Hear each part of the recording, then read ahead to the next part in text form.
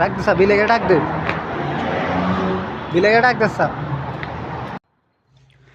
দেখেন, ভালোবাসা দিলে বনার ফাঁকিকেও কিন্তু আপনি ফুস বানাতে পারবেন।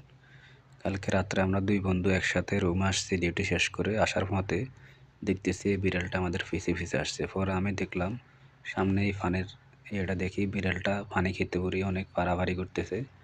এরপর আমি হাত দিয়ে বিড়ালটাকে পানি খাওয়ালাম। নিজের থেকে একটা তৃপ্তি লাগছে, মনে হচ্ছে আজকে আমি আমার নিজের থেকে বলতেছি আজকে আমি একটা ভালো কাজ করছি। কারণ হ্যাঁ, বিড়ালটা কিন্তু নিষ্পাপ।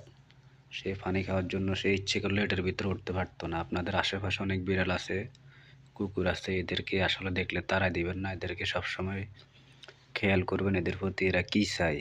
অন্তত যদি কিছু খাওয়াতে না পারেন একটু পানি হলেও খাওয়াবেন, কারণ কাল হাসার ময়দানে হয়তো এই বিড়ালটাই আমার জন্য আপনার জন্য সুপারিশ করবে। এরকম একটা কুকুর আমার জন্য আপনার জন্য সুপারিশ করবে।